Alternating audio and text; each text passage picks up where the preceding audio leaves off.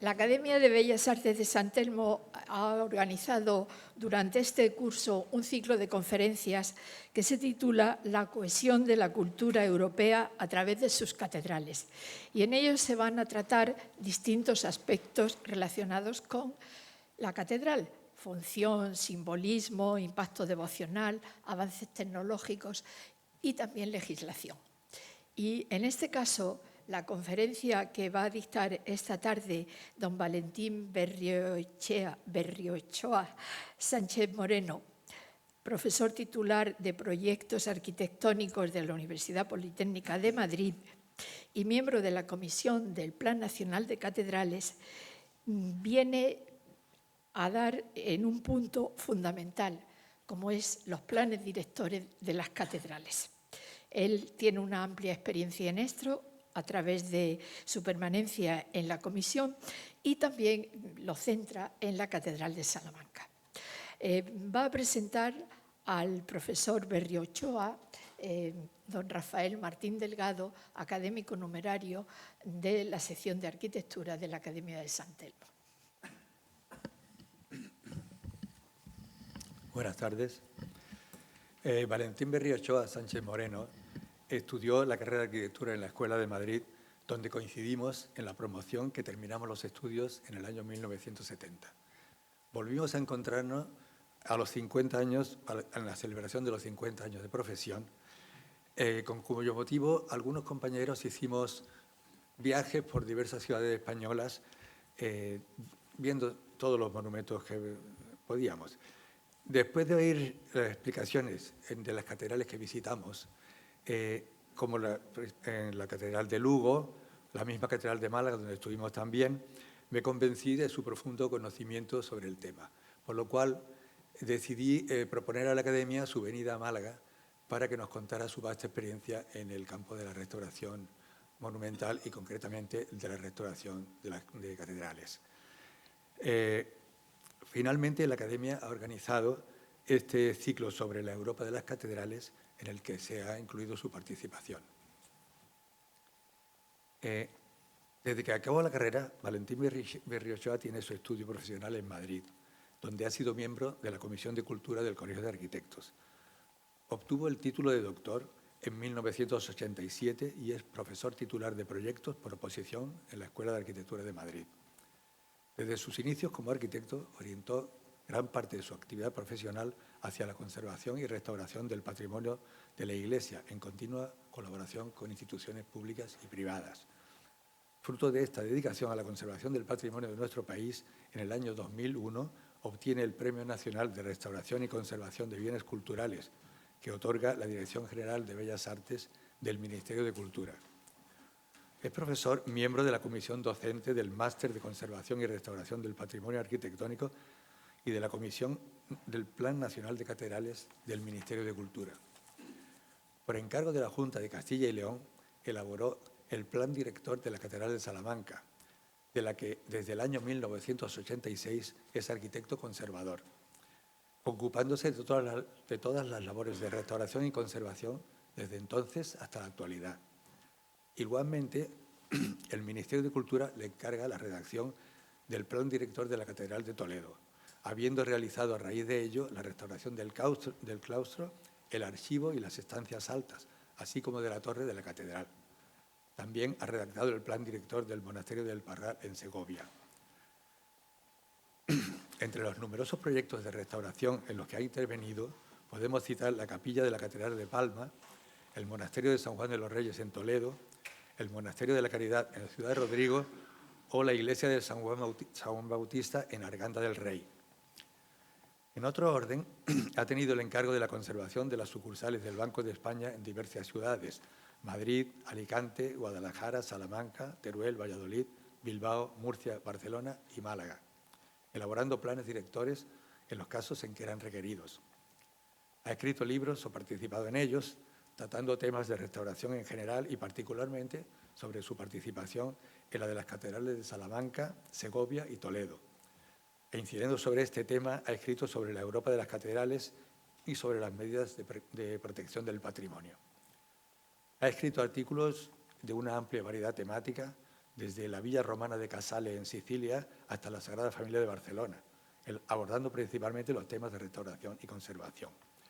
Ha sido profesor invitado en numerosos máster y cursos de universidades españolas y extranjeras, como por ejemplo en las de Montevideo, en Uruguay, o Rosario, en Argentina, así como tribunal en múltiples oposiciones a doctorado.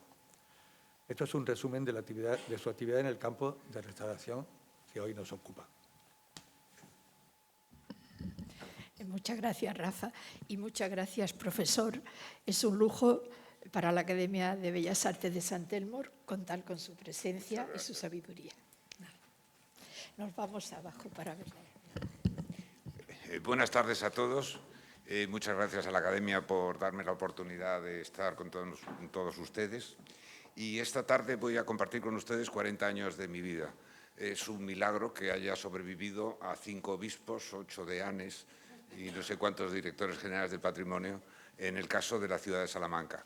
Empezó todo en el comienzo de 1980, en que yo era más joven, tenía pelo, y redacté la tesis doctoral sobre el tema de la Catedral de Salamanca. La catedral, como cualquiera de este tipo de edificios, tiene múltiples lecturas y yo hice una que la titulé Su arquitectura.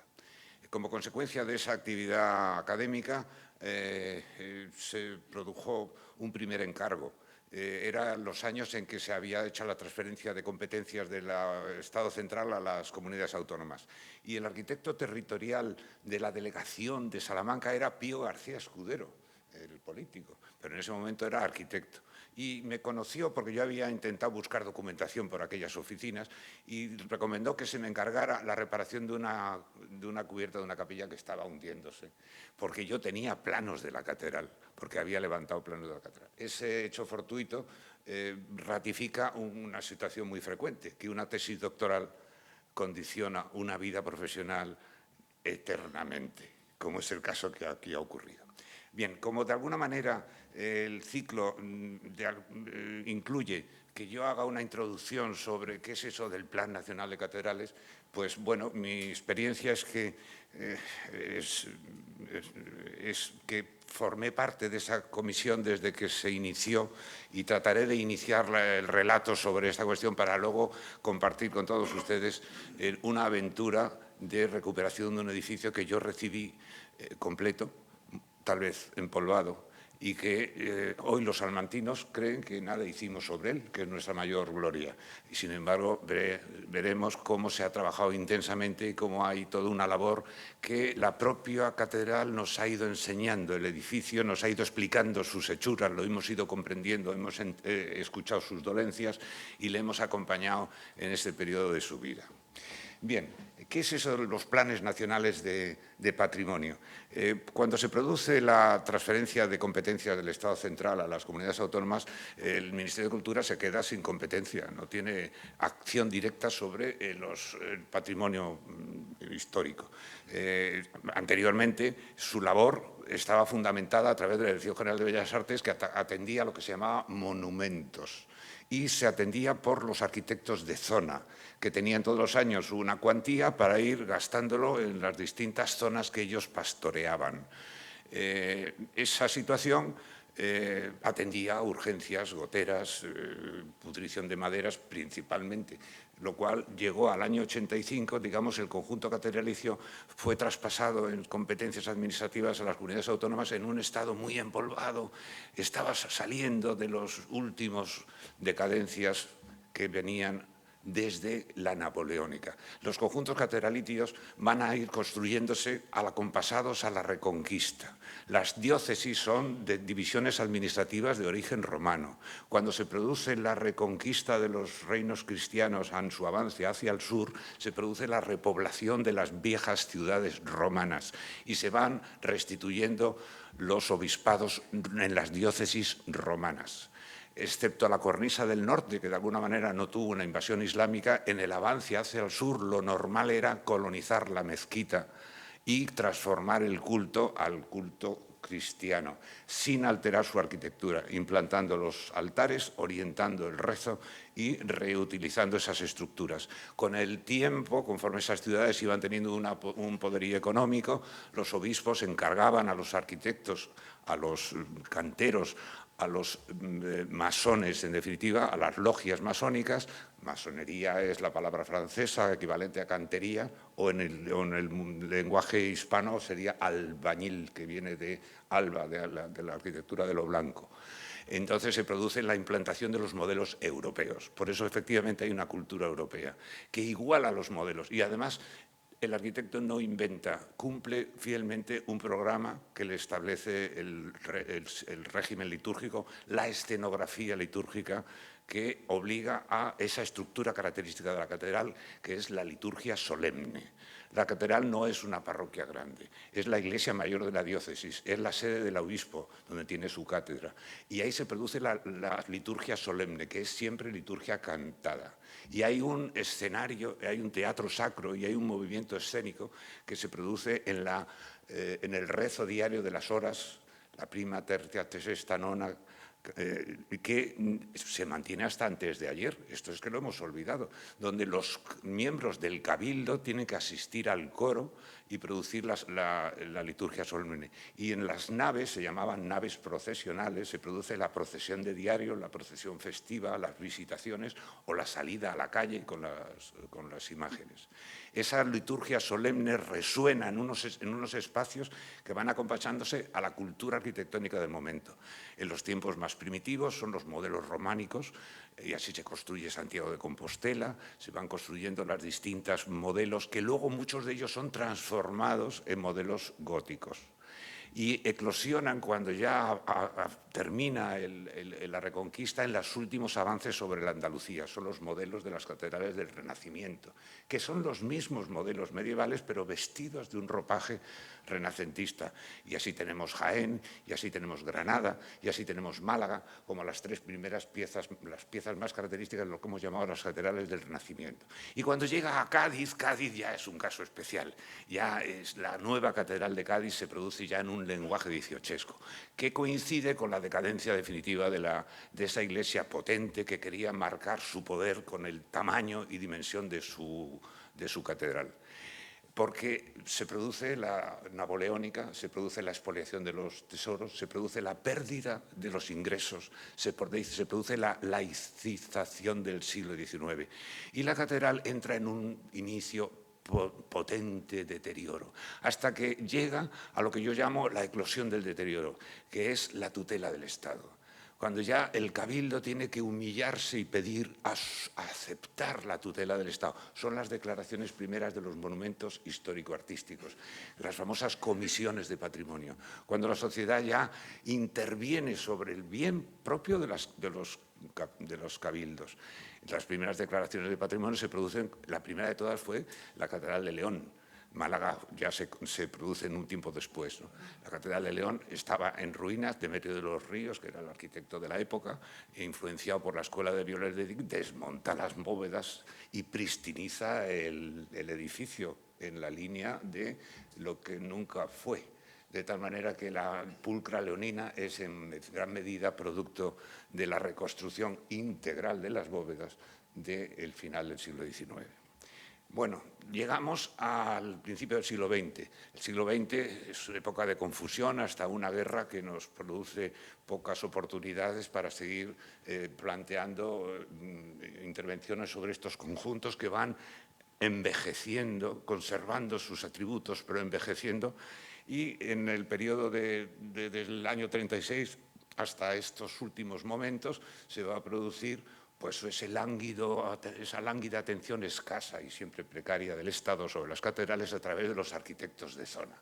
La Dirección General de Bellas Artes atendía los monumentos y la Dirección General de Arquitectura, de lo que entonces era Ministerio de Obras Públicas, antiguamente Fomento, atendía lo que se llamaban los conjuntos históricos. Y ahí se producen esas falsificaciones históricas que hemos ido viendo durante ese periodo, donde había una falta de criterio y sobre todo había una falta de voluntad de intervención sobre esta cuestión. Claro, hay un hecho decisivo, que es el famoso tema del salvemos las catedrales. catedrales. Todo coincide con el incendio del Liceo. Cuando se produjo el incendio del Liceo de Barcelona, surgió un movimiento popular asombroso que se llamaba Salvemos el Liceo. Y todos los españoles se abrieron unas cuentas corrientes, y no solamente en Cataluña, sino en España entero, hubo una encuestación popular para Salvemos el Liceo. Maravillosamente surgió un caso catastrófico, y es en la Catedral de Burgos, en plena celebración de una inauguración con algún director general presente, se cayó un San Lorenzo en la portada de la catedral, impactando sobre el suelo de una manera estrepitosa. Ese San Lorenzo dio lugar a una nueva ola popular. Dijimos, no solemos de salvar el Liceo, salvemos las catedrales. Y todos recordarán que hubo un banco, el BBV, que abrió unas cuentas corrientes donde la gente aportó fondos para Salvemos las Catedrales. Y los políticos se interesaron por las catedrales. Y además ya teníamos las comunidades autónomas en funcionamiento que tenían que hacerse cargo de ese patrimonio. Y además España entró en el mercado común y se recibieron fondos europeos. Y entramos en la década maravillosa. La década maravillosa para las catedrales económicamente fue los 1990. Del 90 al 2000, en todas las catedrales hubo un río de dinero que generó los planes directores, que generó ingresos y que hubo una concienciación de que ese tesoro nos identificaba con Europa. Y que no solamente eran unas viejas iglesias frías y oscuras, sino que podían formar parte de la vida de la población. Y entonces surgió el turismo. Y el turismo dio lugar al cobro de entradas. Antes no se cobraba entradas, pero es que ahora lo hemos comprendido. Las catedrales necesitan cobrar razonablemente por la visita para poder hacer el mantenimiento de esos complejos edificios. Y entonces se entró en una nueva situación desde que ese dinero de Europa puso en marcha el motor de acceso sobre las catedrales, vino a completarse esa nueva energía que eran los ingresos del turismo, que ha dado lugar a una situación terrible, a catedrales ricas y catedrales pobres, porque las catedrales ricas son aquellas que el turismo les hacen autosuficiente. ¿Cuál es la más rica de todas las ricas? Pues hay discusión. Probablemente sea Córdoba, tal vez sea Santiago, quizás sea Sevilla. Puede ser que Málaga esté cerca, pero no alcanza. Palma de Mallorca. Son las catedrales que reciben grupos numerosísimos de turismo que no solamente costean el mantenimiento y las acciones sobre el edificio, sino que además mantienen las obras de la diócesis, las obras sociales de la diócesis, las viejas residencias de los ancianos, los sacerdotes ancianos. En esa situación en la que estamos ahora, ¿cuál es el peligro? Que el exceso de turismo pueda producir el colapso de las visitas. Ese viejo dilema entre el uso cultural, que es el que da sentido al edificio, que es el que da sentido a la arquitectura, el que da sentido al teatro sacro que se produce, el teatro espectacular, como hemos visto en la última entronización del Papa, que no es nada si lo comparáramos con aquellos que de niños vimos en la entronización de Pío XII, con la silla gestatoria, con la tiara. Esos elementos hoy ya no están presentes, pero ese teatro sacro verdaderamente es espectacular, como es el teatro sacro de la Iglesia Católica. Y las catedrales es lo que pretenden, impresionar al asistente con el sonido de la antifonía entre los dos coros. El coro habla en diálogo y todo eso está en la arquitectura. Y con la procesión, y eso está en la arquitectura, con el olor, con las luces, a través de las vidrieras, con la catequesis que en las vidrieras están puestas o en las portadas de las iglesias. Ese mundo empieza a interesar. Y aquí es donde retomo el comienzo de la conversación. ¿Qué hace el Ministerio de Cultura que no tiene competencias? Pues establece lo que se llama los planes nacionales. Los planes nacionales nacen no solamente para las catedrales, hay planes nacionales de arquitectura defensiva, castillos, hay planes nacionales de monasterios, hay planes nacionales de espacios de bosques y de parques naturales. Pero en lo que nos interesa es el Plan Nacional de Catedrales.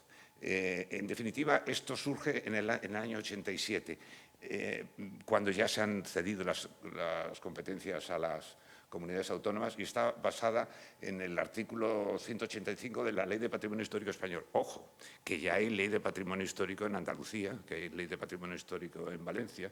Es decir, esta división administrativa nos enloquece un poco a todos. Pero de alguna manera, en este momento, el Ministerio de Cultura, a través del instituto, que lo se llamaba Instituto del Patrimonio Histórico Español, hoy se llama Instituto del Patrimonio Cultural de España. Está en el edificio ese que se llama Corona de Espinas, que es de el arquitecto Higueras, que está allí en la ciudad universitaria. Ahí hay una sede del instituto donde se supone que están los más sabios del lugar, donde están los que conocen el mundo de la restauración en pintura, restauración mural, restauración arquitectónica, conservación de documentos, archivos. Digamos, los grandes sabios se supone que están allí y desde allí se dicta doctrina. Y los planes nacionales en realidad lo que pretenden es dictar doctrina, no ejecutar obras, sino establecer criterios generales, establecer debates, establecer de alguna manera una referencia de investigación y que puedas ayudar a coordinar las actuaciones que siempre dependen de las comunidades autónomas. Por tanto, cuando entramos en el siguiente tema, es la elaboración de los planes. Y en el caso catedral, el caso del Plan Nacional de Catedrales es del Instituto del Patrimonio, que es Dirección General de Bellas Artes. La aprobación se hace en la Comisión de Patrimonio Histórico Español, que es una hipercomisión que controla, digamos, teóricamente toda esta actividad. El Plan Nacional de las Catedrales se firma como consecuencia de un acuerdo entre el Estado español y el Vaticano. Bueno, el Estado español representado por el Ministerio de Cultura y la Iglesia Católica representada por la Conferencia Episcopal Española. Lo firman personajes en la época de Aznar. ¿Os acordáis de la ministra de Cultura, Esperanza Aguirre, y el presidente de la Conferencia Episcopal era Elías Llanos?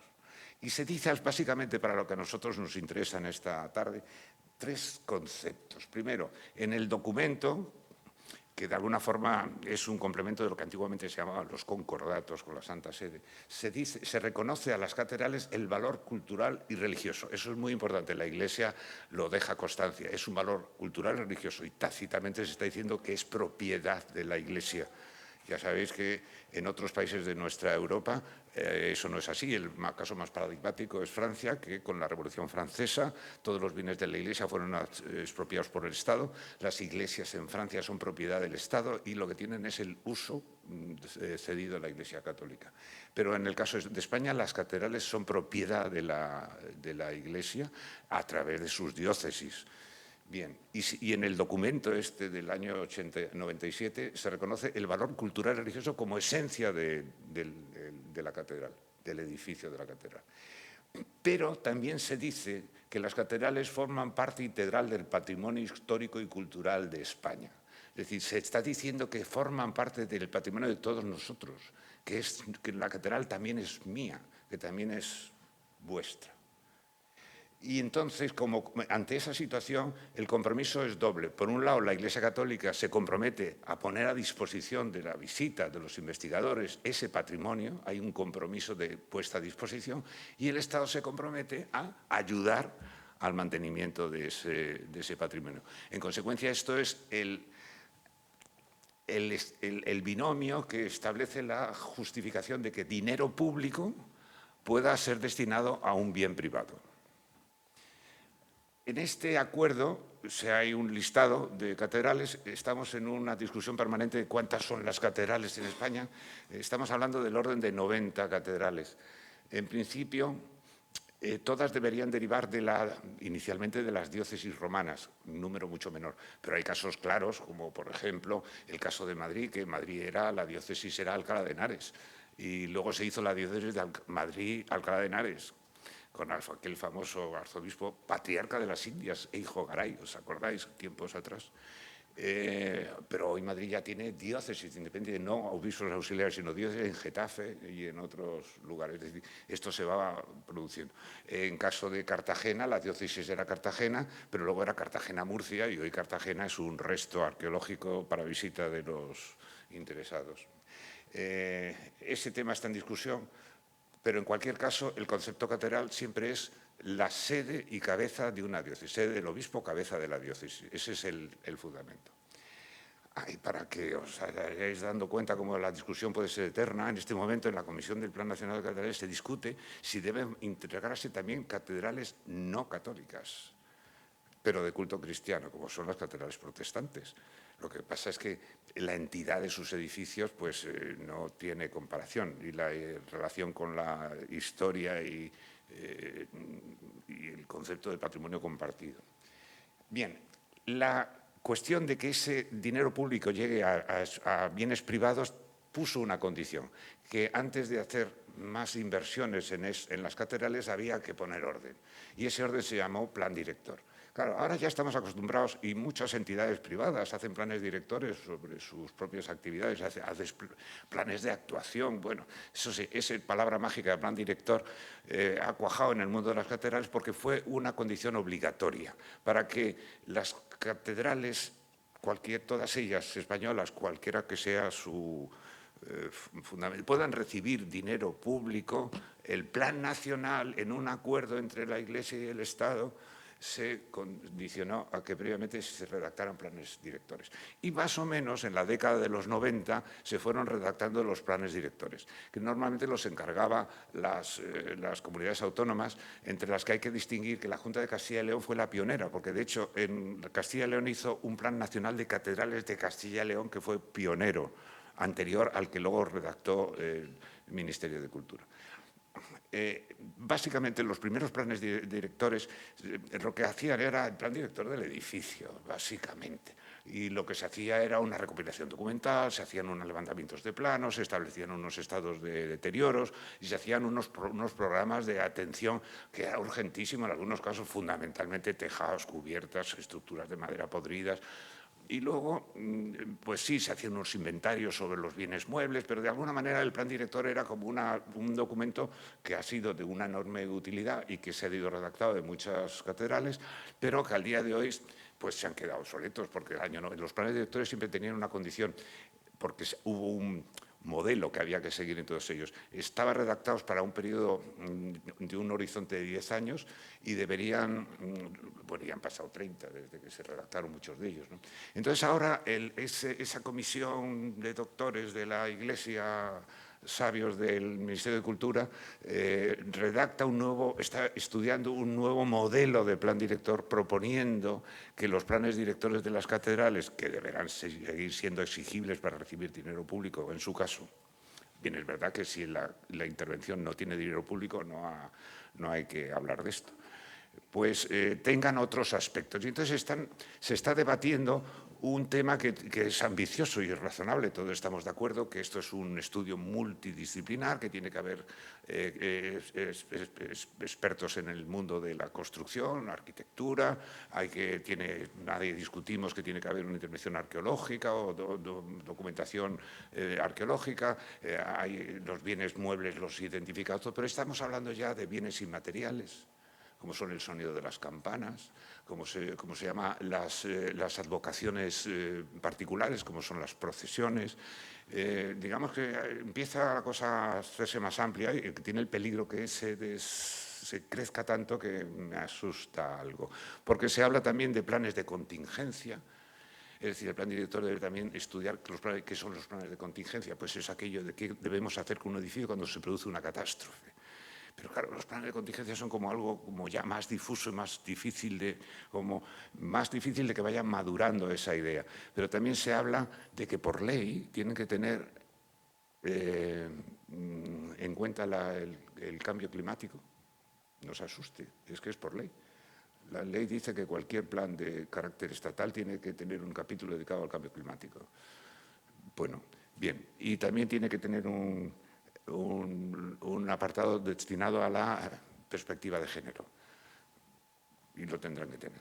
Bueno, quiere decirse que eso está ahora en estudio. Seguro que el sentido común nos llevará a hacer un nuevo modelo de planes directores y, digamos, nos enfrentamos a una segunda generación de revisión de los planes directores que, básicamente, en todas las catedrales, salvo excepciones muy puntuales, ya han sido redactados. Ante esta circunstancia deberíamos repensar ¿y qué ocurría antes de que llegara el dinero del Estado? Bueno, las construcciones históricas siempre se hicieron con los medios económicos del Cabildo. ¿Qué es el Cabildo? Muchos de ustedes lo saben, pero hagamos un poco repaso.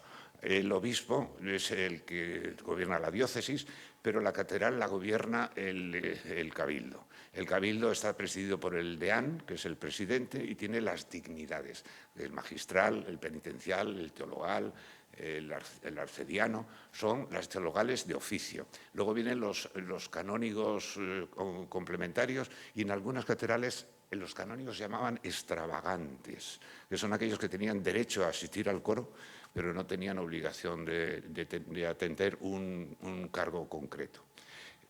Ese grupo de curas seculares al servicio de la diócesis forma el cuerpo de gobierno de la catedral. Históricamente ella administraba y generaba los medios para la construcción a través de los ingresos ordinarios derivados del culto, a través de las donaciones, a través de los testamentos, a través de la venta de los derechos para la construcción de las capillas funerarias que van a acompañar siempre al mundo de la catedral, y con eso se fueron construyendo históricamente los edificios que llenan nuestra geografía. La documentación de todos estos temas está en algunas ocasiones puntualmente y otras más difusamente recogida en los libros de fábrica, distinguiendo claramente lo que llama la mesa del cabildo y la mesa del obispo. En la mesa del cabildo se incluía los pagos a los constructores, los pagos a los canteros, los pagos de la obra, los pleitos permanentes que había por la administración de otros conflictos, pero también se incluía la acera de los altares, y también se incluía las que se llamaban las vacantes y las medias vacantes. Digamos, todo es mundo tardomedieval y renacentista que dio lugar a la masa de lo que nosotros entendemos con las catedrales españolas, pues siempre fueron construidas con medios propios del Estado. Ya hemos dicho que esa decadencia se va a producir con la eclosión del siglo XIX, luego va a haber las primeras protecciones, la declaración de los monumentos artísticos, y aquí tengo escrito que efectivamente la Catedral de Málaga es de 1931, lo que se llamaba Monumento Nacional, que es lo que antes se llamaba. Hoy se llaman Bienes de Interés Cultural, los BIC. El caso de Salamanca. Salamanca está dentro de eso que hemos llamado en el equilibrio entre catedrales ricas y catedrales pobres. En el momento actual, es decir, catedrales con ingresos actualmente derivados de las visitantes, en un término intermedio. No tiene cruceros que desembarquen en la ciudad, pero tiene una vida continua en su universidad, que es lo que caracteriza a Salamanca. Salamanca con Santiago de Compostela son las dos ciudades históricas que no han entrado en decadencia en su casco histórico, porque la vida en la ciudad siempre ha permanecido activa. El ejemplo paradigmático, en caso contrario, es Toledo, o sobre todo Gerona, que el casco histórico, en el caso de Toledo, está muy bien presentado en los monumentos singulares, pero está abandonado por la burguesía. No se vive en el casco de Toledo. La burguesía bajó al llano, donde tiene garaje, escuelas y comercios. Y cuando se retiran los turistas, la ciudad queda vacía. Salamanca no es así, siempre ha tenido vitalidad y construyó su sede catedralicia con la Reconquista y con un acta que queda constancia en el archivo, que es el acta de 1102, la refundación de la ciudad. Está firmada, es un pergamino magnífico, está firmada por dos personajes históricos, Raimundo de Borgoña y Jerónimo de Perigord. ¿Quién era Raimundo? Raimundo era un segundón del duque de Borgoña que vino a España para luchar en la batalla de Sagrajas con sus tropas mercenarias. Pero la batalla fue una catástrofe para las tropas de Alfonso VI, pero casó con la hija pequeña del rey, porque venía de rica familia. La hija pequeña del rey era Urraca, que no tenía ningún futuro en el desarrollo de la historia española, pero la muerte del príncipe Juan hizo que fuera la primera reina de Castilla. Y la reina Urraca pues es todo un personaje, que sería fantástico, pero lo dejamos para otro. Luego casó con Alfonso el Batallador, tuvo aquellos problemas tremendos que llenan todo ese comienzo del siglo XIII, del siglo XII. Raimundo firma la refundación de la ciudad como régimen de señorío, y Jerónimo de Perigord era el obispo que había acompañado al Cid en sus aventuras en Valencia, que cuando muere el Cid y retorna sus restos al monasterio de San Pedro de Cardeña, es premiado con la diócesis de Salamanca, Zamora y Ávila. Personaje, obispo guerrero, que están firmando el documento de refundación de la ciudad, porque la ciudad era ciudad romana, porque la diócesis era una diócesis romana, porque el obispo de Salamanca siempre estuvo, aunque estaba en el exilio. El Episcoporum de Salamanca consta todos los obispos desde el 1711, aunque abandonaran la población. Bueno, cuando llegan ellos construyen la catedral, la sede de la catedral. En el caso de Salamanca es caso único, no se construye sobre la mezquita de la ciudad. Se han hecho excavaciones arqueológicas y es una excepción. Lo normal es que la mezquita se utilice como lugar de culto y luego se construye el templo cristiano. Y se construye lo que hoy conocemos como la Iglesia Vieja, con sus dependencias anexas dentro del modelo monacal cisterciense característico, dentro de una construcción sólida que veremos a continuación. Claro, se dice, y ya me lo han dicho hoy mismo, que si Salamanca tiene 2 catedrales. Por favor, una vez más, no sigamos con ese equívoco. No puede haber 2 catedrales, sería cismático que hubiera dos cátedras. No hay más que una catedral, es una catedral compleja en la que cuando en el siglo XVI las nuevas modas del momento y la economía de la ciudad lo permiten, construye a lo moderno una nueva iglesia. Pero el sentido económico lógico de no construir sobre la antigua porque perderían los estipendios del culto, pues lo construyen al costado, en la buena intención de luego hacer un claustro grande demoliendo todo lo anterior. La construcción lenta de ese complejo conjunto hace que la operación inmobiliaria quedó interrumpida. Por eso hoy vemos un conjunto catedralicio que tiene sus orígenes en el siglo XII y que continúa fecundo en la modernidad de cada momento hasta el siglo XVIII en que se interrumpe, porque los planes eran seguir creciendo. Bien, por tanto tenemos un conjunto catedralicio con una iglesia vieja, un claustro viejo, luego transformado en el XVIII, una iglesia nueva del XVI, con su sacristía, con su escuela catedralicia, con su palacio episcopal, con todo eso lo que se llama el conjunto de la iglesia y la claustra. Se llama la claustra el barrio donde vivían los canónigos, que todavía podremos leerlo allí. Bien, la planta general del conjunto permite identificar la iglesia vieja, que ahí la tenéis sobrepasada, que es una iglesia de 3 naves a lo Borgoñón, podríamos decir, que estaba prevista para ser construida a bóveda de cañón y que veréis que el paso de los tiempos hicieron que ya se inicia un proto-articulación de las bóvedas que lo convierte en un caso verdaderamente singular. La iglesia vieja, antes de que se construiría, tendría esa configuración con un crucero sobresalido a los 2 costados, con la orientación del rezo hacia el nacimiento del sol. Por favor, siguen diciendo algunos que el rezo se dice que se orienta a Jerusalén. ¿Cómo es posible que se siga diciendo eso? Claro que en España la orientación geográfica coincide con Jerusalén, pero en el norte de Suecia la orientación geográfica de Jerusalén está al sur y, sin embargo, las iglesias medievales siguen estando orientadas al nacimiento del sol. Es verdad que hay una realidad que es la orientación del rezo islámico, en la que el muro de la Qibla y el mihrab se orientan hacia el punto donde está el califa.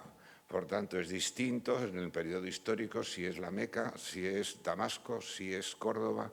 Eso ayuda también a la dirección cronológica de las distintas mezquitas. La Iglesia Católica hereda una tradición que todos identificamos con otras culturas mediterráneas obvias, que es el rezo direccional de la Basílica Romana, con el sacerdote al frente de los fieles, de espaldas a los fieles, porque todos rezan hacia la luz, porque la luz es la vida la concede el Señor. Y en esa orientación se produce la construcción de todas las iglesias del periodo medieval. En el caso de Salamanca, la previsión de los arranques de los muros eran para ser construidos las crujías con bóvedas de arista, que son bóvedas romanas, y la bóveda de cañón al centro, que es bóveda romana, porque claro, románico viene de lo romano, es decir, es lo romano no del imperio, sino el romano de la Galia. Bien, Cuando se inicia la obra, en el entorno de 1150, lo primero que se hace es configurar el recinto sagrado para distinguirlo del recinto profano. Es el muro de color marrón. Se construyen los muros perimetrales y lo primero que se construye, como siempre en ese periodo histórico, es la cabecera, para instalar ahí un primer altar, consagrar al culto y con el resto de la iglesia lloviendo en las naves, iniciar la vida litúrgica de la catedral. Y eso se va a producir lo que se llama la primera campaña en el entorno de 1150-1175.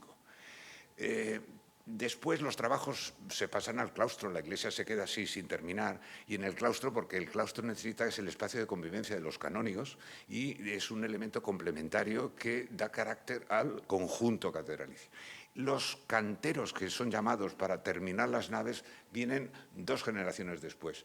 Y cuando llegan traen unas plantillas y unos modelos nuevos que han estado investigando en la zona del Perigord y se traen unas bóvedas con nervios cruzados, los nervios cruzados, una novedad, porque entonces teóricamente hay una estructura activa que es la nervatura y una estructura pasiva que es el plemento. Y con ello construyen las bóvedas laterales como es natural. Pero ya las bóvedas centrales vienen otros canteros de otra generación y hacen unas bóvedas mucho más esbeltas que permiten abrir ventanas en los muros hastiales frente a la bóveda de cañón que hubiera sido una nave oscura. Claro, ya la eclosión final, en el caso de Salamanca, es cuando hay que construir el crucero, porque si hubieran seguido los mismos canteros, hubieran lanzado otra bóveda de crucería y entonces el crucero sería oscuro. Pero claro, llega un tipo genial que hace un cimborrio.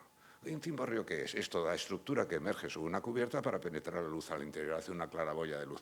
Y eso es un cilindro que emerge con ventanas y hace que la luz entre al interior de la iglesia. Claro, ese conjunto es maravilloso y lo tenemos que dejar ahí porque luego veremos cómo lo hemos conseguido poner en valor, porque yo me lo encontré todas las ventanas tapiadas cuando tuve la ocasión de empezar ahí. Hay que hablar de la Iglesia Nueva. La Iglesia Nueva es distinta, ya es una época mucho mejor documentada. En el caso anterior hay que leer en los muros, aquí ya podemos leer en los documentos.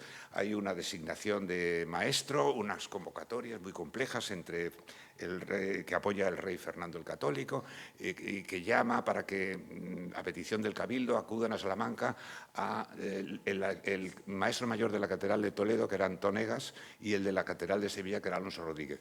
Es decir, manda que le manden 2 arquitectos para que echen los planos. Pero se hacen los locos, porque había un conflicto allí complejo, que no es el momento de explicarlo, y tarda mucho tiempo, y hasta que al final el rey les requiere para que acudan bajo multa. Y ya en 1512 acuden a Salamanca, y claro, daros cuenta, el maestro de Toledo era la diócesis primada de las Españas, era la que tenía la prevalencia sobre todas las demás. Pero Sevilla era la diócesis de todas las Américas. Es decir, eran las 2 sedes episcopales con mayor capacidad probablemente del mundo occidental. Acuden y dan de común acuerdo las trazas. Claro, se parece mucho el modelo a Toledo y se parece mucho a Sevilla, si salvamos que Sevilla es un caso especial. Estamos hablando de un modelo de 400 por 200 pies. Y esto es esta foto. Y las fechas quedan reflejadas en los documentos escritos, pero también en las lápidas. En la lápida de la izquierda pone exactamente el comienzo de las obras el 12 de mayo de 1513. Si leéis de lejos, ahí pone Hoc Templum Inceptum est anno Navitate Domini, de 12 de mayo de 1513. El Papa era Julio II, el del Vaticano, el mismo que se pelea con Miguel Ángel, y el rey era Fernando el Católico.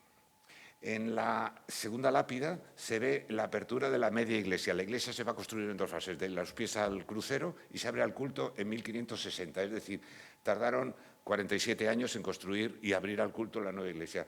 Y se abre la ceremonia siendo el Papa Pío XIII y el rey Felipe II. Es decir, estamos hablando del Escorial, y fijaros qué diferencia de construcción arquitectónica estamos viendo. Y mientras que el resto de la iglesia hasta la cabecera se tardaron muchísimos más años, porque el Papa es Clemente II y el rey Felipe V ya en el pleno siglo XVIII. Bueno, las trazas son geométricos, los canteros sabían de geometría. En el caso de Salamanca, el maestro mayor Juan Gil de Ontañón firma el contrato, que está en el archivo, firma con una cruz. Es decir, de alguna manera, Juan Gil no escribía, luego si no escribía seguramente no leía, era analfabeto, pero sabía de geometría. Y los canteros aprendían en las logias el oficio y sabían la geometría del trazado de las catedrales. Y es una catedral de 400 por 200. Pero es que Notre Dame de París es 400 por 200 y se llama Notre Dame, pero es que Salamanca se llama también Nuestra Señora. Es que es Notre Dame de Salamanca. Es un nombre genérico. Las catedrales están bajo la advocación de Nuestra Señora o del Redentor, es la excepción.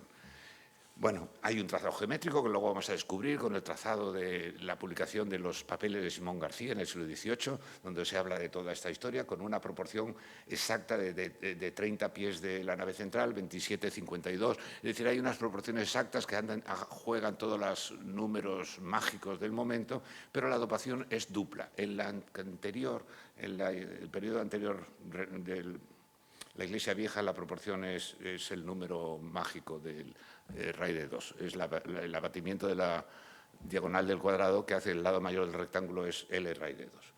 Bueno, aquí aparece la primera construcción de los pies al crucero con esos contrafuertes que tuvieron que construirse para contener los empujes de las bóvedas.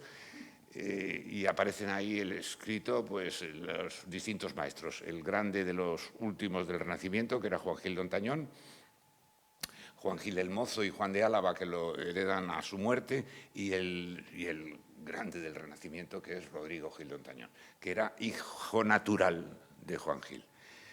Rodrigo Gil de Ontañón es un caso paradigmático, porque este era un personaje que con ayuda de sus aparejadores y a golpe de borriquillo recorrió la geografía de arriba abajo.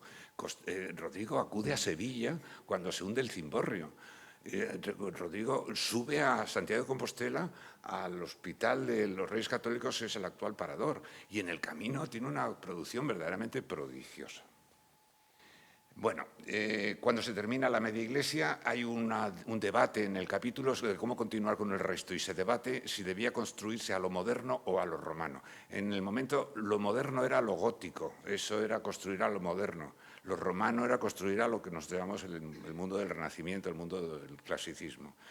Se decide continuar a lo moderno, pero hay una alteración apasionante que es la cabecera. Si la cabecera inicialmente estaba prevista hacerse poligonal, como era de esperar en el momento del tema. Sin embargo, Alonso Rodríguez, que había trazado los planos de Sevilla, tenía una catedral de cabecera recta. Sevilla tiene cabecera recta.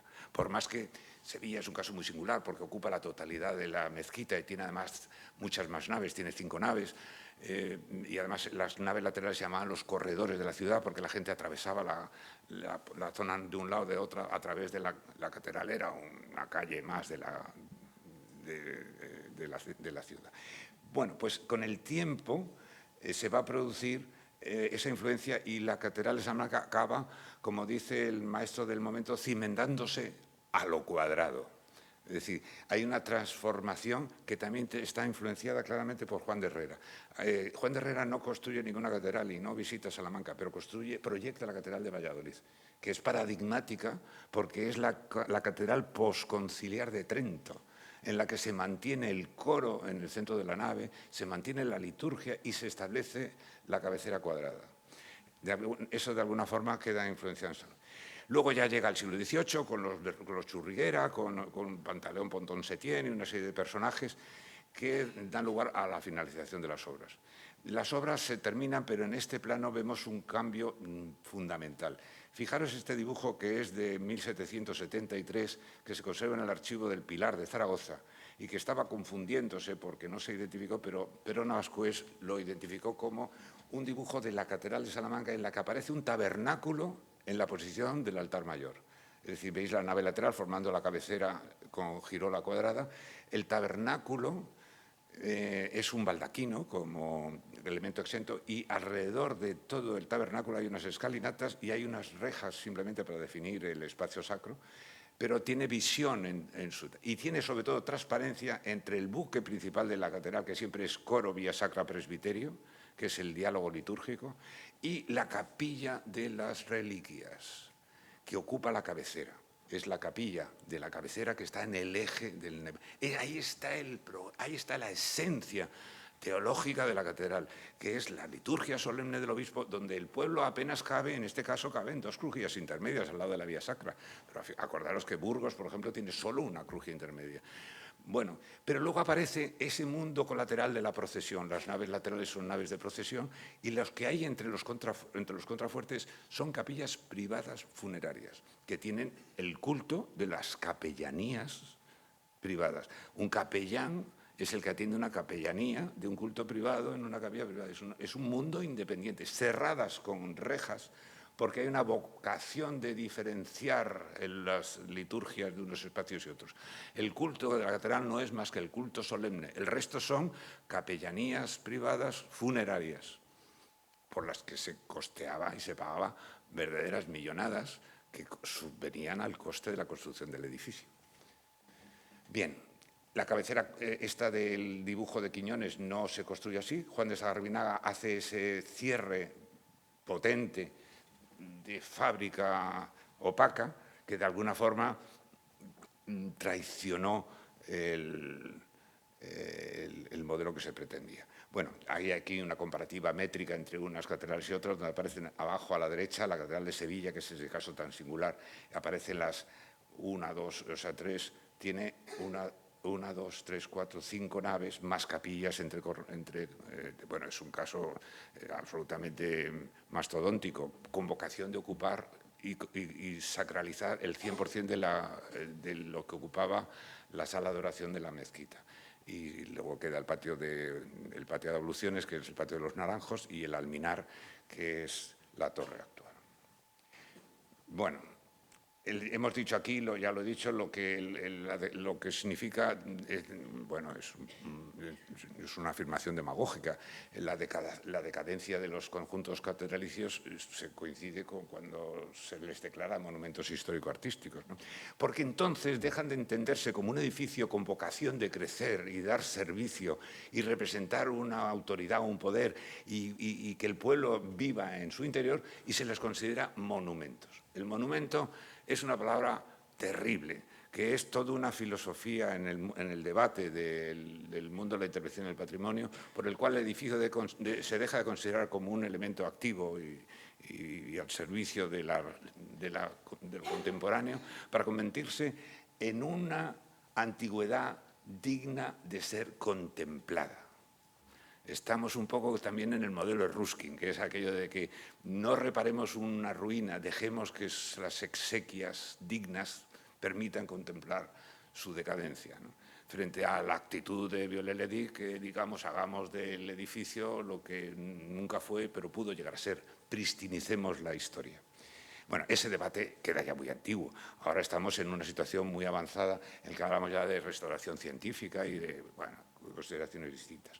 ¿Qué ocurrió en Salamanca? Pues que efectivamente, cuando se declara el Monumento Nacional, se producen las primeras restauraciones históricas. Hay un personaje muy conocido en ese periodo, que es Repullés y Vargas, que va a actuar por allí y va a hacer sobre todo la desmontaje de las bóvedas del claustro y pristinizándolo a lo Viollet-le-Duc. Es decir, el claustro era un claustro medieval, el famoso claustro de Palamós, que habéis oído por ahí, no era el de Salamanca, pero de alguna forma se había vestido de ropaje barroco y con sus bóvedas, como vamos a ver después, y Repullés las desmonta tal como lo vemos. Y desmontó la Torre del Gallo. ¿Dónde estamos? Aquí. Sí, y ahí veis los andamios del desmontaje de la Torre del Gallo. Claro, la Torre del Gallo es el cimborrio de la Iglesia Vieja. Dice... en el 1904 deja escrito, se comenzó, la desmontó todas las sillares, lo dejó abajo, y se comenzó la reconstrucción. Y cuando se habían colocado algunas hiladas, las obras fueran suspendidas por falta de fondos. Ocurría en 1918. Bien, tardaron 20 años un poco menos, en proceder a la reconstrucción. La reconstrucción es otro arquitecto de la época, que es García Guereta, que reconstruye y deja ese dibujo maravilloso, que es un dibujo publicado por Lampérez, en el que aparece esa estructura fantástica de la Torre del Gallo, que os la explicaré un poquito más adelante, que está formada por un conjunto de elementos estructurales que hacen que ese prodigio se mantenga en pie, porque lo normal es que una bóveda a esa altura reviente por empujes, ¿no? Porque no tiene tirantes internos. Después de estas dos grandes actuaciones llega la Guerra Civil. García Greta está trabajando en 1927 y nada se hizo.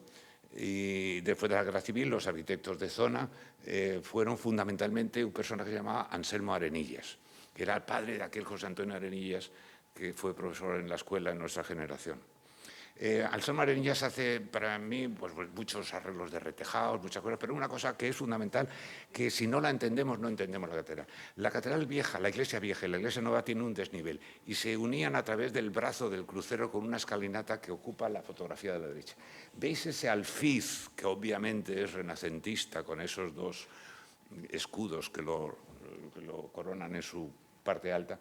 Ocupaba en el paño, que está tapiado, una escalera que salva un desnivel que fue trasladada a otro costado, a una zona lateral de la iglesia. Los salmantinos creen que esta escalera por donde suben y bajan es de toda la vida, y eso se construye en el año 1954.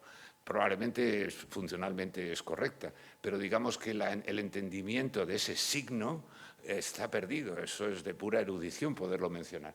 Y luego el obispo Barbado, que muere en el año 1964, pues coloca ahí su monumento funerario. En el año 74, Fernando Pulín pone esas cubiertas, es decir, estamos hablando de las cubiertas de Málaga. Bueno, pues en el caso de Salamanca, las cubiertas de madera las tiran a la hoguera, serán de madera, o serían unas cerchas, unos cuchillos, se llamaban entonces, importantes. De ellos solo quedan los mechinales de apoyo y pone unas, lo que yo llamo unas eficaces pero perversas estructuras metálicas. Son fantásticas, están muy bien hechas, pero son perversas porque nos quita las claves de la construcción. Los canteros construían los muros, sobre los muros apoyaban los cuchillos que llamaban de cubierta y protegidos del invierno construían las bóvedas sobre las cimbras oportunas. Claro, hemos perdido las claves. Y además sobre un zuncho de hormigón, que es lo que se hacía en los años 70. Hoy no estaría aceptado. Pero ya es historia. De hecho, ya no estamos para corregir esto. Esto ya es biografía del edificio. Son los criterios que se hacían en el tiempo. Entre los últimos que intervinieron de arquitecto de zona es Merino de Cáceres y el propio Pío García Escudero, que actuó en la catedral como arquitecto funcionario. Y actuaron sobre las vidrieras, de las que son fantásticas, una colección magnífica, producidas en Flandes y traídas con dinero de un cabildo que en ese momento podía pagarse este encargo. El resultado económico, desde el 1941 hasta 1983, es un ingreso en millones de pesetas a la fecha, que actualizado en euros a hoy son 3.700.000 en 42 años, que da una media de 89.000 euros al año. Un dinero verdaderamente precario. Habla de la escasa atención de la tutela del Estado sobre todo este conjunto. Están actualizados a 2025, de tal manera que en la siguiente cuadro, que se habla desde el año 85 hasta el presente, aparecen las distintas actuaciones que están pagadas o por la Junta de Castilla y León en la década prodigiosa de los años 90. A partir de ese momento la Junta ha podido hacer alguna aportación, pero la mayor parte de las obras han sido de ingresos del propio Cabildo y del Ayuntamiento. Hemos pasado de la restauración puramente subsidiada por el Estado a la restauración o mantenimiento, restauración, como ya queramos hablarlo, de la propia iniciativa del Cabildo. Y ahí tenéis una inversión que no se lee muy bien de lejos, de total 16 millones de euros en estos años, que han sido 40 años, con una media de 415.000 euros al año actualizadas al 2025. Hemos pasado, por tanto, ¿de cuánto? De 89.000 de media a 415.000 de media del esquema administrativo del Estado central, si queréis llamarlo así, al esquema administrativo de la comunidad autónoma, más el milagro del turismo, que tenemos que convivir con él. Es clarísimo. Por eso hay que también hay que hacer un comentario. El mirador del turismo tampoco deberíamos abusar de ello, porque, claro, en Salamanca se cobra por la visita 6 euros. Y, pues, obviamente a los de la ciudad es gratis y estas cosas, ¿no? Pero digamos, si vais a Salamanca os cobrarán 6 euros por visitar el paquete completo. En Sevilla se cobran 15 y en Málaga no lo sé, pero... Bueno, la iglesia vieja. Ya hemos hablado de la configuración. La iglesia siempre va acompañada del claustro catedralicio o sus capillas funerarias. El interés de la catedral quedó expresa en esta publicación prodigiosa llamada Los Monumentos Nacionales, los Monumentos Arquitectónicos de España, que es una cosa que se hizo entre lo que entonces era el Ministerio de Fomento y la Real Academia de San Fernando, en tiempos de Isabel II, que eran alumnos de la Escuela de Arquitectura que había justo salida de la Academia de Bellas Artes, y que produjeron estas láminas, las láminas de monumentos. Esta es la sección longitudinal de la iglesia, pero me da pie con ello a empezar a hablar de la iglesia. La iglesia, hemos dicho que estaba proyectada para ser construida con bóveda de cañón y, sin embargo, las ventanas estaban tapiadas cuando yo empecé a ver aquello. ¿Por qué? Porque la nave lateral de la iglesia estaba recrecida y tapaba las ventanas. Entonces pudimos abrir las ventanas y hacer unos pozos de luz, sacar las aguas por donde los niveles lo permitían, pero al interior recuperamos frente al ventanal del hastial norte que estaba tapiado desde el siglo XVI, fue abierto y el resultado es que efectivamente la estructura medieval recuperó la luz que llevaba 450 años cerrada, ¿no? Bien. La operación tuvo su eficacia. Sobre las cubiertas encontramos estas cosas que eran las gentes que estaban acogidas a sagrados, que eran las viviendas del campanero, donde vivirían los niños y los animales domésticos, y había un muro, que es el muro norte, que estaba cegado. Encontramos un documento del archivo que hablaba de que se cegara el muro por las indecencias que allí había, decía el texto, y que se abriera en la torre una puerta. Es decir, la torre, que era una torre defensiva, no podía tener una puerta. Entonces, lo que hicimos fue desmontar los sillares que había intercalados y recuperar el almenado, porque Salamanca se construye la iglesia vieja en tiempos todavía convulsos de la Reconquista, y añadir esas pirámides con un pequeño cambio en el despiece, pero nada más. En los brazos del crucero encontrábamos las paredes enjalbegadas con esa probablemente intención sanitaria que cubrió los lienzos, porque, claro, hay un libro que se llama Cuando las catedrales eran blancas, de Le Corbusier, pero es un libro peligrosísimo, primero porque nadie lo lee, con lo cual lo que dice no se entera, pero da un título, y la gente se cree que las catedrales eran blancas. Igual que la arquitectura clásica, que era una arquitectura llena de color. Las catedrales estaban llenas de inscripciones, de advocaciones, de altares secundarios, generalmente con un carácter funerario. Entonces hemos podido ir quitando los blancos del enjalbegado y hemos ido pudiendo recuperar las pinturas. Y la iglesia tenía ese cuerpo alto a los pies que estaba tapiado porque detrás de ese ventanal había una vivienda con una cocina de carbón y una cosa tremenda. Pero se ha podido... Claro, es que hasta el año 85 Salamanca llegó muy completo, pero muy empolvado, pero muy completo. Entonces, con solo pequeñas actuaciones, el resultado ha podido ser muy espectacular. Pudimos abrir ese ventanal, que el público pudiera acceder a él, y el resultado es extraordinario frente a una cosa tan elemental. El coro histórico de la iglesia vieja se desmonta en el siglo XVII. No es un caso de desmontaje reciente, pero existía una reja que yo ya no la llegué a conocer, que cerraba el presbiterio. Pero, en definitiva, el presbiterio sigue estando ahí. Claro, tenemos que ir muy deprisa, pero claro, el presbiterio ha cerrado, los retablos se añaden y cierran la ventana del ábside, por donde el sol del amanecer penetraba en el alzar de la misa del alba. Ese momento poético lo hemos perdido en casi todas estas construcciones, como es este caso. Ese retablo es un retablo fantástico porque habla del Dios medieval, que es el Dios todopoderoso que castiga a los malos y bendice a los buenos, que es el Dios del juicio final. Y la Virgen siempre es la Virgen medieval, siempre es Virgen Madre, que es Virgen que amamanta con niño. Por eso vienen las advocaciones de la Virgen de la Leche y este tipo de cosas que hoy nos resultan un poco inesperadas. El cimborrio, maravilloso, es una esfera, semiesfera nervada. No se llamaría cúpula, no tiene despiece tridimensional, es una bóveda nervada de rotación de eje vertical. Por tanto, y los plementos son gallonados en forma de gajo, por eso sería una bóveda gallonada. ¿Cómo se sostiene eso en el aire sin reventar por los empujes? Pues el esquema es por contrapesación con una segunda hoja externa, que ahora veremos. Aquí veis los desmontajes que hemos visto. La situación anterior es una lámina que está en todos los bares de la ciudad, que es el aspecto que tenía la cabecera, y ahora veréis en qué situación se encuentra ahora. Ese es el desmontaje que hizo Repullés y Vargas.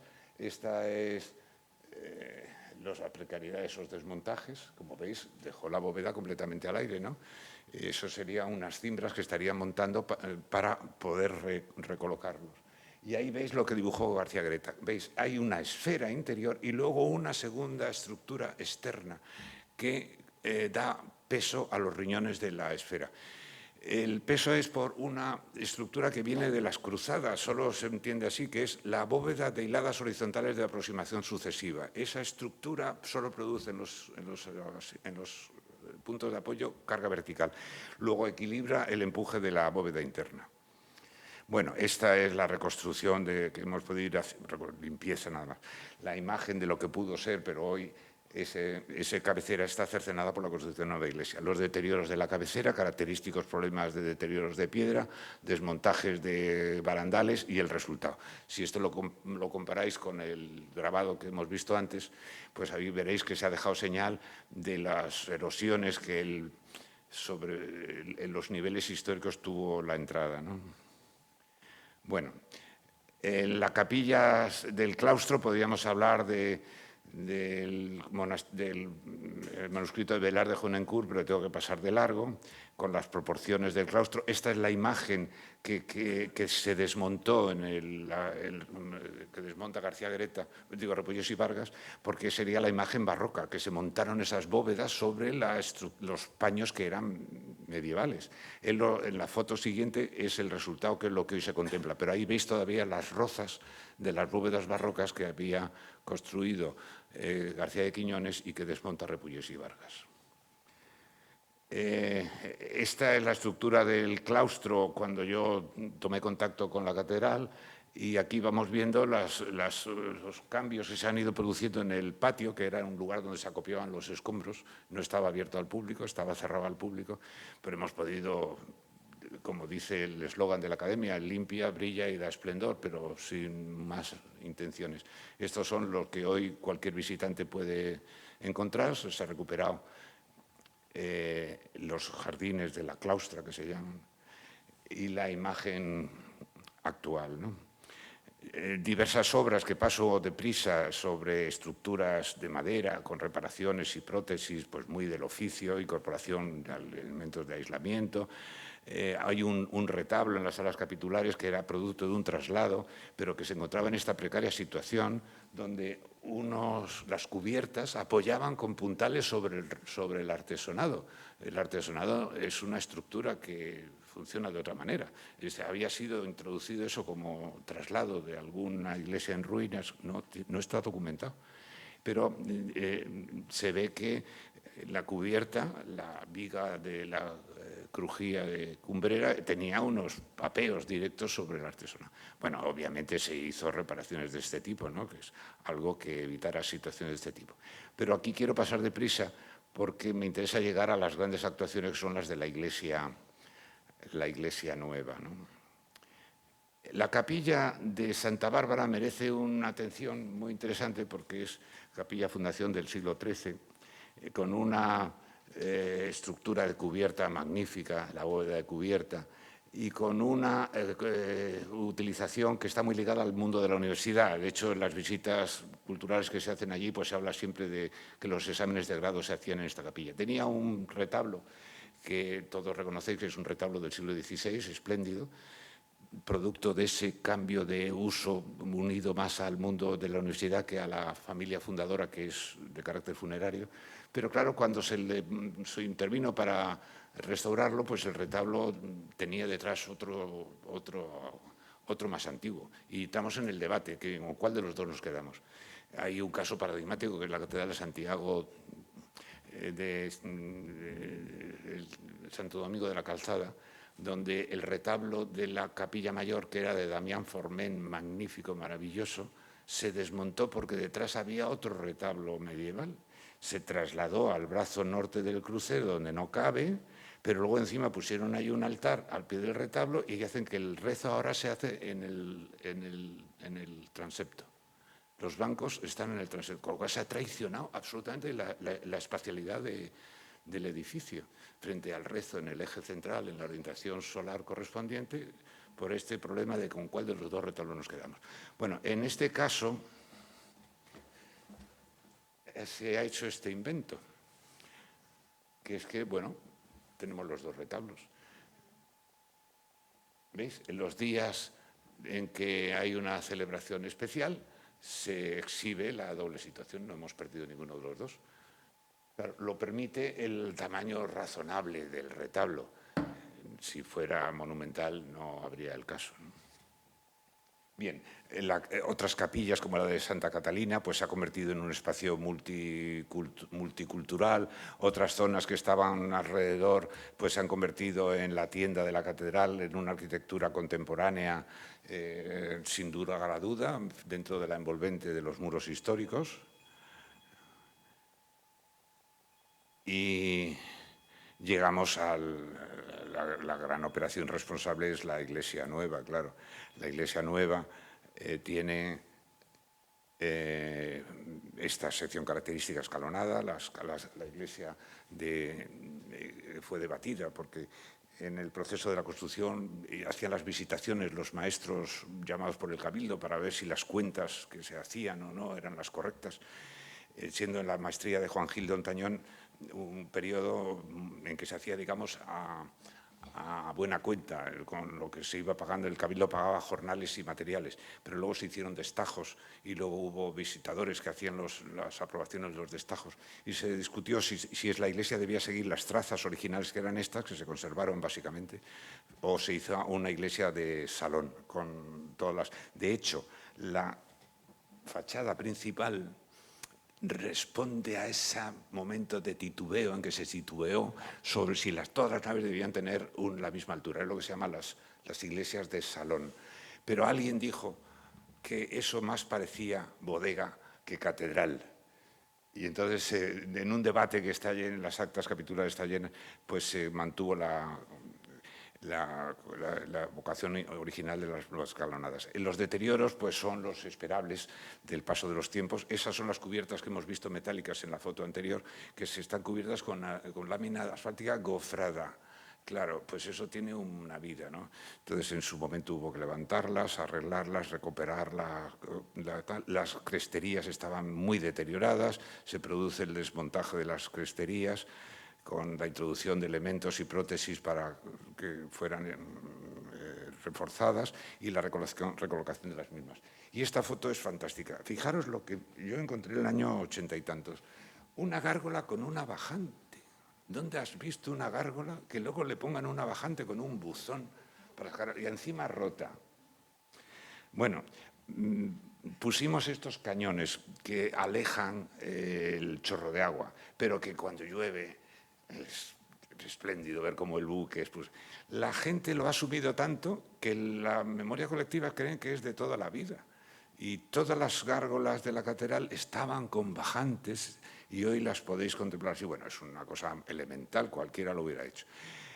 Aquí vemos un tema fantástico. Los contrafuertes de Salamanca son los contrafuertes más sorprendentes del mundo mundial. El contrafuerte, en su evolución constructiva medieval, va cada vez más aligerándose y, sin embargo, en Salamanca tiene una contundencia de potencia, de espesor tremenda. Probablemente está justificado porque cuando hicieron las visitaciones Juan de Badajoz el Viejo, que era un tipo que estaba enemistado con Juan Gil del Tañón, dijo que se le iban a caer los cimientos.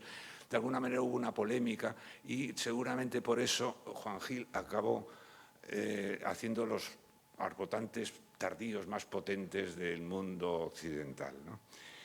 Yo los encontré con estos óculos tapiados porque había habido un problema de filtraciones de agua. Y, bueno, simplemente se desmontó la cantería es muy agradecida. Tú desmontas un tema, lo revuelves a montar y vuelven a funcionar.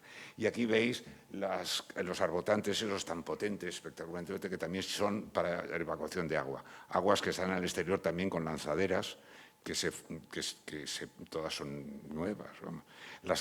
Las barandales altos, pues el deterioro no perdona, la edad no pasa en balde. Fueron reparados, reintegrados, reconstruidos, porque una cosa es la vejez y otra cosa es la miseria. Cuando tienes un golpe y te rompes un dedo, un diente, acudes a un dentista para recuperar la sonrisa, y eso no significa que estés traicionando la autenticidad del edificio.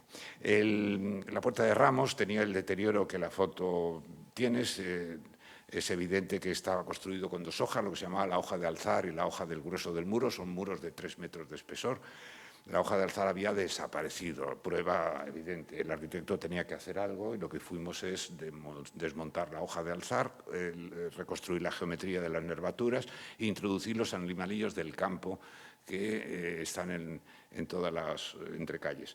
Se introdujeron, no había documentación suficiente como para hacer una reproducción histórica convincente, y entonces pusimos animalillos aleatorios. Y entre ellos pusimos un astronauta. El astronauta lo único que quería decir es introducir un elemento cronológico que no podía corresponder y que no es ningún invento. El astronauta está en múltiples edificios históricos en lo que se introduce una pieza que verdaderamente lo que quiere señalar la atemporalidad del tema para datar la construcción. Existe otra teoría, que es dejar las cosas en bulto sin perfilar, otra que poner una R. Bueno, pusimos esta que con buena voluntad. A mí me llamaron de la Comisión de Patrimonio para echarme una bronca tremenda, que había que quitar eso. Pero a algún periodista se le ocurrió hacer una encuesta y surgió un apoyo popular inesperado. Y entonces la comisión se miró para otro lado, yo miré para otro lado y ahí se ha quedado. Yo decía que si había que retallarlo, pues que lo retallábamos. La gente, lo malo es que a veces hay teorías que confunden y dicen cosas raras. Fue así de sencillo, fue introducir un elemento que datara la construcción. El resto es absolutamente correcto. Y el resultado, pues no creo que dañe a ninguno de los presentes. Las torres de cabecera, se reconstruyeron, hay unos periodos de maquetados previos para hacer la construcción, pero te quiero llegar a la otra portada, que es la del patio chico, en la que también se introdujo ese tema, que está un poco mejor explicado. Primero es sacar la hoja estropeada, llega a obra lo que se llama la roca. La roca se convierte en sillar cuando se hace el escuadrado de los planos, el sillar se convierte en pieza tallada cuando pues, con las plantillas se va sacando las formas, la pieza tallada se incorpora al paramento y como en este caso es un bajorrelieve, el bajorrelieve se talla al paramento reconstruido, con el estarcido característico de la técnica del tallista. Bueno, nada más. Otras actuaciones encubiertas llenas de interés, pero quiero llegar al gran espacio de la iglesia, que es el cimborrio. Ahí tenéis. Ese cimborrio no existió, que la gente lo confunde, se cree que es el cimborrio de Joaquín de Churriguera. No, ese cimborrio está pintado por un tal Juan Vargas, que era un arquitecto diocesano en el siglo XVIII. No representa nada más que una de las opciones que se pensaron, pero es que como está muy publicado, ese es el cimborrio barroco. No. Joaquín de Churriguera, que era hermano de José de Churriguera, el retablista, el famoso que da lugar al churrigueresco, El Churriguera era una familia de arquitectos que se extendió muy amplia. De hecho, tiene su otro hermano que es también trabaja en la catedral y un sobrino, es decir, toda una generación. Él construye un cimborrio sobre pechinas, sobre un tambor y con una cúpula que se hunde con el terremoto de Lisboa. El terremoto de Lisboa obliga a desmontarla. Entonces, el cimborrio que hoy contemplamos está construido por Juan de Sagarbinaga, que ya es un neoclasicista total, y hace una esfera, una semiesfera con cinchos exteriores que equilibran los empujes. Y le pone una linterna, por donde entraba la luz con el óculo, que se hunde. Y la linterna que hoy vemos es una linterna de madera y el óculo está tapiado. Es decir, toda la historia constructiva de los edificios hacen una biografía compleja que es apasionante. Tiene más historia que las grandes familias. Bueno, la sección actual es esta, lo que he descrito ese cimborrio que es el que hoy vemos, que está construido básicamente, está construido por Juan de Sagarbinaga, pero la linterna es una modificación ya del siglo XVIII porque la antigua se arruinó y el óculo hubo que tapiarlo. En la famosa discusión sobre si los óculos, el óculo paradigmático es el óculo del Panteón, el Panteón de Roma, Panteón de Agripa. Bueno, ahí veis la sección del alzado, esos andamios ya no se usan, son bastante antiguos.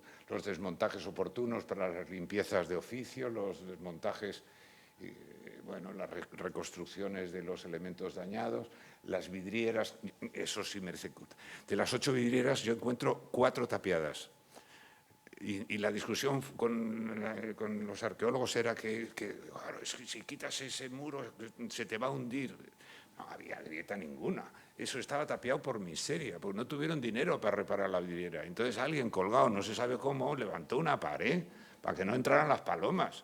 Pero no era un apeo y efectivamente pudimos desmontar eso y lo que vemos es lo que había permanecido en pie. Es decir, mal repararon los que pudieron. Fijaros cómo está de reparado. Pero si es que así es como estaban los conjuntos en los años 80. Todas las catedrales estaban más o menos así. Bueno, pusimos las oportunas vidrieras, teníamos ya oportunidad de llegar con los andamios, se arreglaron los emplomados y esa es la linterna en la que ahí hay una inscripción, un graffiti de uno de los operarios que escribe Melchor Gómez, año 1870, en plomo y zinc. Es decir, en el 1870 los documentos dicen que se reparó, pero el edificio también lo dice. Y encima un operario echó ahí un graffiti. Luego hay que mirar mucho porque todo lo encontramos ahí. Por dentro yo lo que me encontré es la clásica tela de gallinero, tela de colchón, que es lo que tenéis ahora en Málaga. La malla para cuando caen las cosas. Terrible. Porque había filtraciones, como tenéis aquí, y hay que poner una red. Yo encuentro esa red que en este caso era una malla de colchón. De las del colchón era una malla malísima, fijaros qué malla. Y está llena de cascotes. Claro, cuando se pudo arreglar por fuera, se pudo arreglar por dentro. Ahí veis las filtraciones, el estado en que se encontraba.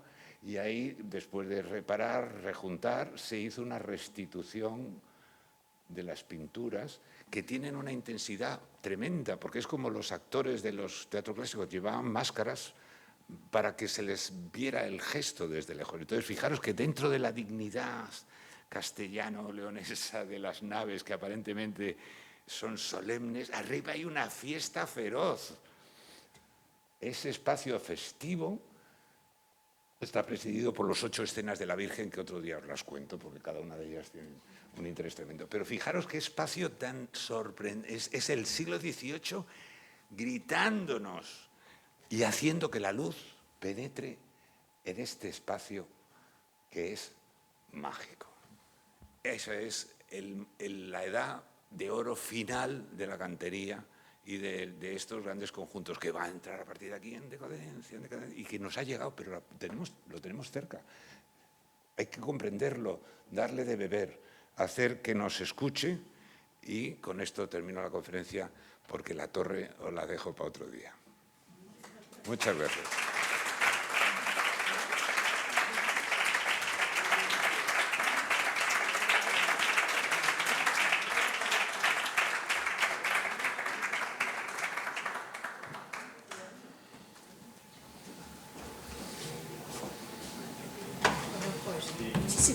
gracias por su conferencia. Ha sido un recorrido mágico, como usted ha dicho, y realmente ha sido un disfrute ese recorrido, leyendo muros, leyendo documentos y rehabilitando y dándonos una catedral formidable. Yo me estaba acordando, se me iba un poco la cabeza, porque a esta hora se está celebrando en la Academia de San Fernando un homenaje a don Antonio Bonet, que hubiera cumplido 100 años. Y pensaba que don Antonio Bonet habría disfrutado muchísimo con su conferencia. Es el mejor elogio que le puedo hacer. Muchas gracias. Muchas gracias.